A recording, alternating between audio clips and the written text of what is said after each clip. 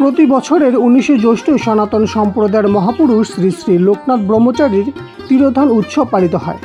১৮৯০ সালের বাংলা ১৯৯৭ সনের এই দিনে পরম পুরুষ শ্রী শ্রী লোকনাথ ব্রহ্মচারী দেহত্যাগ করেন।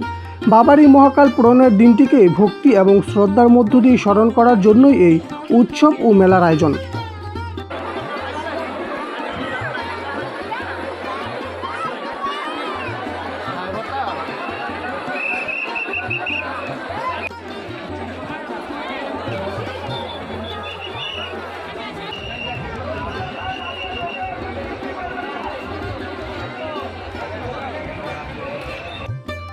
বাংলাদেশে সনাতন ধর্মাবলম্বীদের সংখ্যা দিন দিন ব্যাপক হারে কমে যাচ্ছে।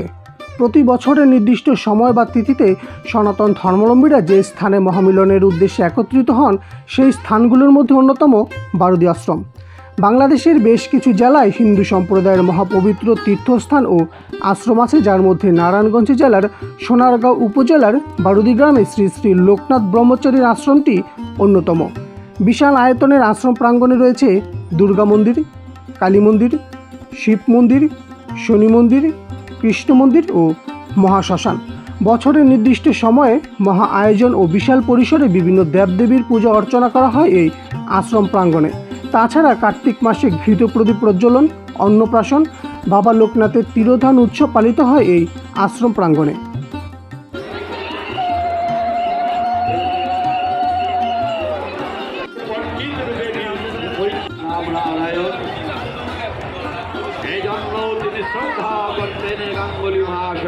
অত্যন্ত ভাগ্যবান, তাই এমন পুত্র লাভ করিয়াছ।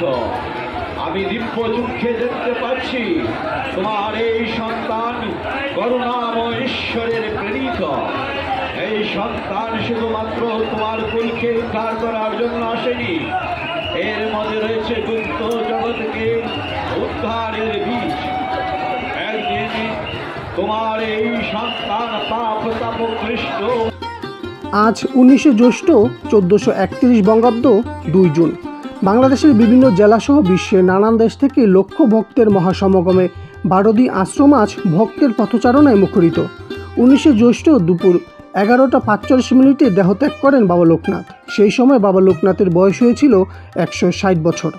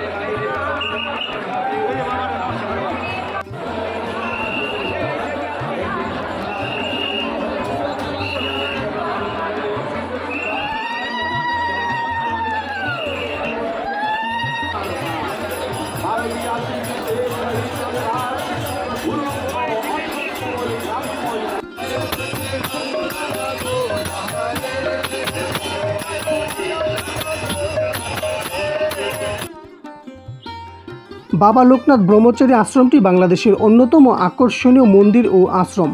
শান্ত, নিরিবিলি ও সার্বক্ষণিক নিরাপত্তার চাদরে আশ্রমটি নজরবন্দি রাখা হয়। বাবা লোকনাথ শুধুমাত্র হিন্দু ধর্মাবলম্বীদের মহাপুরুষ ছিলেন না, তিনি ছিলেন সার্বজনীন শ্রদ্ধা ও সম্মানের ব্যক্তি। তাই তো শুধুমাত্র সনাতন ধর্মাবলম্বীরা না, অসংখ্য অসংখ্য মুসলিম ভক্তরা আসেন বাবা লোকনাথের তিরোধান উৎসবে বাবাকে স্মরণ করতে।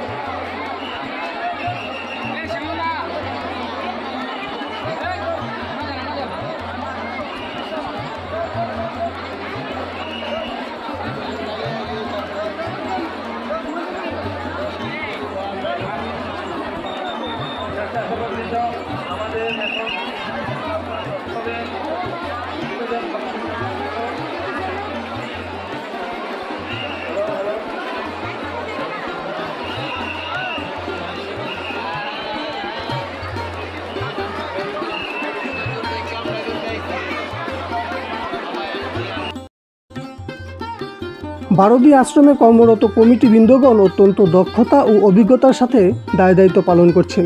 কয়েকশো স্বেচ্ছাসেবক বিভিন্ন দায়িত্বে ব্যস্ত সময় পার করছেন। ভক্তরা লাইনে দাঁড়িয়ে নিয়ম শৃঙ্খলা মান্য করে বাবার মন্দিরে ভোগ নিবেদন করছেন। অনেকে আবার মন্দিরে জোড়া কবুতর, মোড়ক, সোনা রূপা ইত্যাদি দান করছেন। সকাল, দুপুর, সন্ধ্যা নির্দিষ্ট সময়ে বাবা লোকনাথের জন্য ভোগ নিবেদন ও আরতি চলে।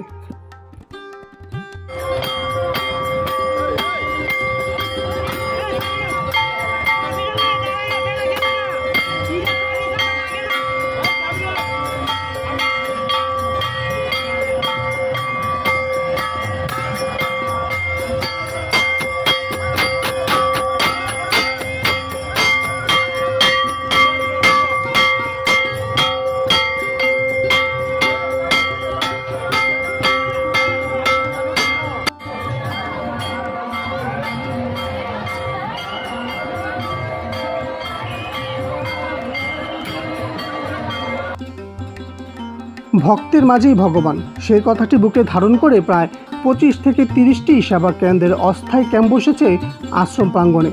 যারা বিভিন্ন শরবত, খিচুড়ি, চিড়ামুড়ি, ঔষধ ও বাচ্চাদের জন্য বিনামূল্যে গরুর দুধের সেবা দিয়ে যাচ্ছেন।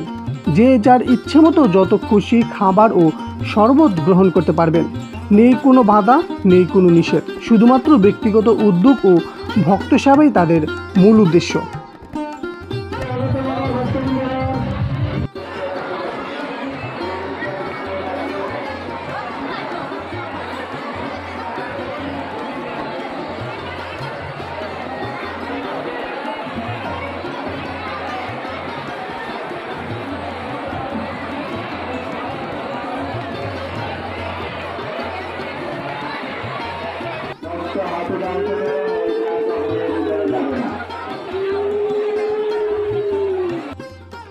শ্রী শ্রী লোকনাথ ব্রহ্মচারীর তিরোধান উৎসবটি অনুষ্ঠিত হয় প্রতি বছরের বাংলা মাসের 19শে জ্যৈষ্ঠ। দূর দূরান্ত এবং ভারত থেকেই অসংখ্য ভক্তরা আসেন কয়েকদিন আগেই। মেলার বিভিন্ন দোকান ও ভক্ত সেবার কেন্দ্রগুলো পুরোপুরি তৈরি হয়ে যায় 17ই জ্যৈষ্ঠ। প্রতি বছরের 18 এবং 19শে জ্যৈষ্ঠ থাকে মেলার পুরোপুরি জমজমাট আয়োজন। 20শে জ্যৈষ্ঠ সন্ধ্যা নামার সাথে সাথে মেলার আয়োজন ও ভক্তের সংখ্যা ধীরে ধীরে কমতে থাকে।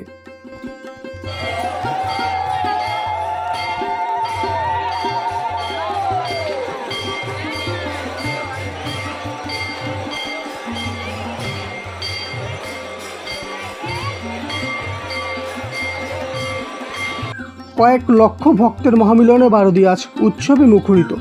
বাবা লোকনাথের তিরোধান উৎসব উপলক্ষে বিভিন্ন রাজনৈতিক দলের ব্যক্তিবর্গ আসেন আশ্রম প্রাঙ্গণে। এই বছর এসেছেন জাতীয় পার্টির জিএম কাদের ও লিয়াকত হোসেন খোকা। বারোদি আশ্রমটি সার্বজনীন, যে কোনো ধর্মের যে কোনো মানুষ, যে কোনো বয়সের নারী পুরুষ আশ্রম প্রাঙ্গণে প্রবেশ করতে পারবেন। নেই কোনো বাধা, নেই কোনো নিষেধ।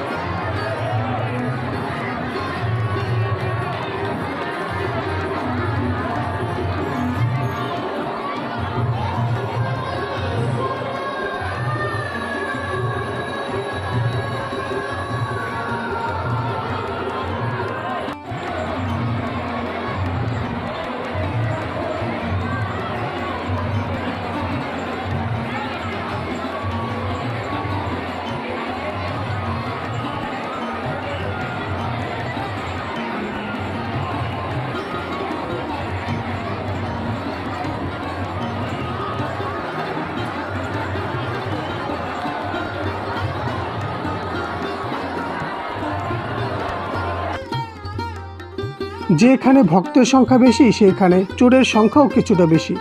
আশ্রমের মাইক এবং বিভিন্ন স্বেচ্ছাসেবীদের মাইক দিয়ে প্রতিনিয়ত মোবাইল মানিব্যাগ সাবধানে রাখার কথা বলা হচ্ছে, কিন্তু তা সত্ত্বেও একদল পকেটমার তাদের অপকর্ম চালাচ্ছে এবং ধরা পড়লে গণপিটুনি খাচ্ছে। সকাল থেকে কোনো কতগুলো মহিলা মানুষ নিজে মহিলা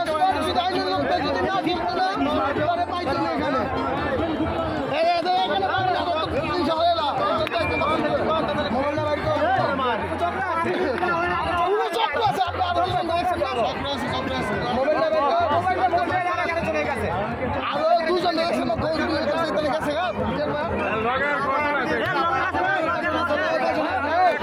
ভাই এখানে মোবাইল সাবধানে এখানে কিন্তু চোর আছে, সাবধানে রাখতে তো ভাই মোবাইল রাখবেন, এখানে রাখবেন মোবাইল নিচে মোবাইল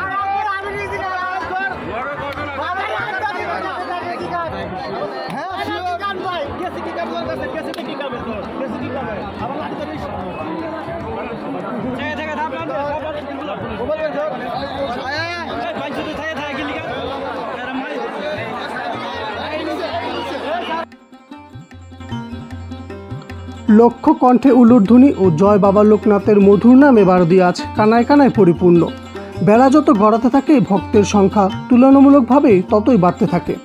সকাল থেকে রাত পর্যন্ত ভক্তরা বাবার মন্দির প্রাঙ্গণে থাকেন এবং ক্লান্ত হলে মন্দির প্রাঙ্গণে চাদর বিছিয়ে বিশ্রাম গ্রহণ করেন।